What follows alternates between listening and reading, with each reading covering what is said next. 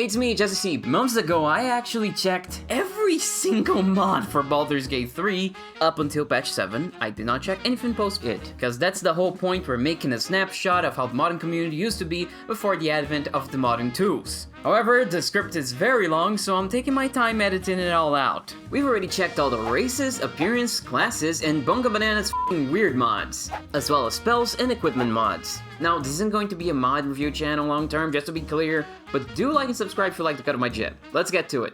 Look, I think we can all agree that BG3's companions are perfect, that they are cool and full of character and diverse. Or I thought we could, but apparently some of you have gotten too big for your britches and think you can improve upon them. Very well, let's look at these. Weak! You look at Shadowheart and think, I can convince her to get rid of those bangs. I look at her and I love her not in spite of them, but because of them. Bangs are awesome and fashion is going to agree with me again in 10 years. Then not again for another 10 years, then again in the next 10 years after that. Thieves! Thieves! As God is my witness, I will have my revenge! Okay, that's it. None of you are allowed near scissors ever again. I hate this, and you'll never see the gates of heaven. It's lae'zel University years. It's honestly kind of a vibe. Mintara, she was a theater kid about to do a production of Grease. God, she looks hot. I don't hate these, actually. I'm poking fun, but I don't actually hate any of this, okay? I just very strongly disagree with some options. Romantic long hair for Will. I don't get what's romantic about it. I mean, it's cool, sure, but why romantic? How can hair be romantic? I like it though. We need more long dreads on characters in games. Like, they look cool. There's also Will's alternate devil eyes, which this is super neat. I love these. We have some Karlach reworks, which you guys keep reaching for perfect when it's already in your hands. This is the kind of folly that led to Babel. You ruin us all! Now, here's some things for Halsin. Quick and clean Halsin. Did you know Halsin actually has dirt baked into his textures?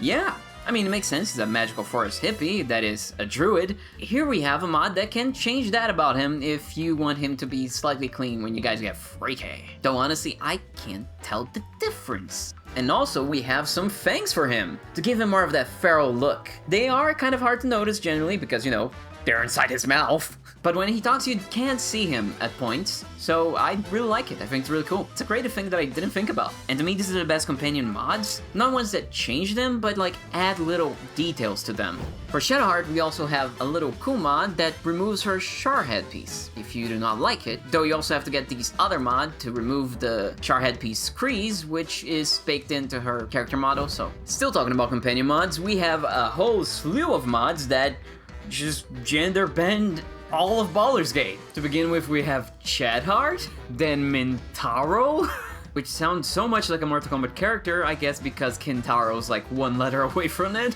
We have Carl, Boyzel, Halsina, and finally, Fensterion, because even straight men apparently can't resist the call of the twink. Now, there are gender-bending voices for all these companions, but, you know, they are done using AI, so just appreciate the tonal dissonance between those male and female voices on male and female presenting bodies. I think that dissonance is cool, actually, so, you know, maybe you like it too, I don't know. Yes, I belong in here, I just have a deep voice. Now, we have also a whole slew of mods that are trying to beautify the characters, which again, stupid, they are already beautiful. But no, some people really want to just iron characters' faces, remove their quote-unquote imperfections, make them younger, and force them into stupid beauty standards, which is dumb. Because, you know, beauty standards are dumb and sexist and racist because of, you know, history. Not to mention the stupid effect that kind of sex appeal only mindset has an art as a whole. Like those gacha games where every single character looks like they just came from the Colin Factory because they all look the same. Showing yourself only things that appeal to your current sensibilities and never exploring things outside of it is giving yourself from integrated things that you'll never know are even out there. But it's a free country, supposedly. So you do you, boo. But that means that I'll also do the same. Listen, jokes aside, let me get on my soapbox for a second here. Is this truly what beauty is? A monolith, immutable? This seems more like uniformity to me. Not a pore out of place, everyone looking the same because anything that strays from this very narrow definition is ugly. Small noses, white skin, discreet cheeks, etc. Beauty to me is the spice of life, it's variety. It's many-faced, it's imperfect. It's not cope, to love imperfections. It's not a message against striving to be your better self. If you don't like something, do change, go to the gym, get a new haircut, etc. Loving your imperfections is not accepting yourself at 50% of what you could be, but getting to 90 and loving the last 10% of imperfections you have, because nothing is perfect and they are you. So yeah, those mods worry me because if the BG3 companions are already beautiful, but in a realistic way, therefore imperfect, showing creases, scars, and so on, then have we really arrived at a place where that isn't enough? I'm overthinking this, I know, but I see a lot of young people who hate themselves, and I can't help but think they've learned that from looking around them and seeing media and ads that constantly tell them, indirectly or not, that they aren't good enough. The rhetoric of some people that also insist beauty standards are innate things and not influenced by socio-cultural norms is also not helping. Beauty is in the eye of the beholder. Judy Garland was called a pig in ponytails. People's opinions of Benedict Cumberbatch and even Anya Taylor-Joy also are here. Modern examples. Anyways, not saying the modders are malicious or bad people, but we as a society in the age of social media just gotta reckon with this shit. It's killing us from the inside. So instead, what we're gonna be looking at are cool mods that give them a little bit more imperfections. So we have slightly older Asterion. Shadowheart also has another option, which is mature Shadowheart, which, I mean, both of them are like hundreds of years old. I know they're elves, but still. What's the harm in making them slightly older? We also have slightly more scarred lae'zel and more prominent scars for Shadowheart if you're very into the scars. Which, honestly, I think in the base game are kind of barely even visible at most times, so I do really like these. We have a lot of mods to remove makeup. Remove Aylin's makeup, Karlach's makeup, Shadowheart's makeup, because, you know, these are warrior women. When do they have time to apply blush or eyeliner? A lot of time, because we rest at camp a lot, but still, it's just a different aesthetic. But look, fine, I know some people just like the sex appeal, some people want the beautification, so fine. Here's a mod for you. Such a tease. A Raphael redressing mod, which is a mod that makes him sexier by slightly open up his blouse because everybody that plays this game is too damn horny. Not me though. I'm normal. Don't look at my other videos. If you haven't heard about it, BG3 had quite a lot of cut content. A lot of it people have data mined from the game files, and so other people have made mods out of it. It's so awesome that we can get back things probably cut due to time or money or whatever else. First off, did you know that Karlach's horns were supposed to glow at some point? They even pulse in the same rate as her heart. Not that you'd notice that because it's very hard to get a camera that shows both her horns and her heart at the same time. Believe me, I tried. Just kidding, I didn't. Why would I? It's clear that it wouldn't happen. Small, cool. Next, we have Gale's concept art armor. You know what? I think there's a reason why this one stayed a concept. A bit too garish for me, but it's fine work nonetheless by the mod author. It also comes in two versions, normal and sexy. He also comes with gloves, but he only wears one of them, because I guess he likes Michael Jackson, I don't know. And following suit, we have asymmetrical Shadowheart concept outfit. The idea behind this one, I think, is that Shadowheart got tired of having two arms and is desperately hoping someone sees a weak spot and severs the other one in battle. Okay, so I've been negative on the concept art mod so far, but that's only because they are bad. Except for this one, concept art styled Withers, which is hella dope.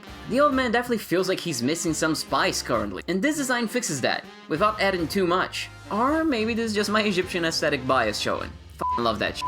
Now, Bald Deity with historic cut dialogue works exactly as advertised on the box. It's not enough to be Daddy's favorite little monster, you can now have people acknowledge your willing worship of an objectively awful thing. Just like what happens to your uncle every Thanksgiving when he brings up politics. You don't scare me, I serve something far more terrifying. Bahal, right. He'll not bother us. He's far too busy using blood as finger paint and taking credit for other people's kills. Another deity we saw is Char, which also had its own dialogue. And it works great. Or at least I think so. It's never really a good sign when the known issue section of a mod says, "You tell me." You don't scare me, I serve something far more terrifying. Char won't bother us here. She's far too busy writing poetry and crying about how much people prefer her sister. You know, I was gonna give you a swift kick up the arse and show you the door. Lyle City needs your help. You To go with the horn, we have Datamine Karlach. I think it looks really cool. It's a different vibe from her current Golden Retriever self, but enhances the idea that she isn't the monster you might initially think, because she definitely looks meaner. Do you long for buggier days? Then get a Asterion ZA outfit now. Again, I prefer the more colorful version we got now, but it's still pretty cool. Now there's a bunch of items that actually can't be acquired in the game, but are in the files. Were they removed because of balance, redundancy, just being plain bad? Who knows? Who cares? You can now get them with restored content, work in progress. I'm not going to go over all of them because there are so many, but there are many and they are very diverse. The cool part is that you can get these items also by just naturally playing the game, as they are placed in locations and inside enemies. You don't just buy them or get them from the tutorial chest. Talking about other things that were in the game files but not available in the game, we have hidden vanilla dice. Some of these are a bit too goofy for me, but they just might be what you want. And there's a really wide selection of them. Now, there's a subsection of people that really like Ortash's letter where he says Slytherin wet malleus. Larry and themselves didn't like that and ended up removing it, but if you are part of those fans and are adamant about keeping it in, I guess this mod that restores it is for you, weirdo. Alright, that's it. I'll see you later. Ultimate was very successful. A lot of the modern Avenger mythos even comes from it, but what political edge he had eventually blunted and it just became cheap shock value, which Marvel Editorial doubled down on as a vibe mandate, if you will, making the Ultimate comics be consistently very unpleasant. There was cannibalism, incest, and just a lot of yuck. This all culminated on Ultimatum, one of comics' most infamous events, which killed and violated many characters and left the Ultimate Universe struggling along with a severe storytelling and financial limp it never recovered from.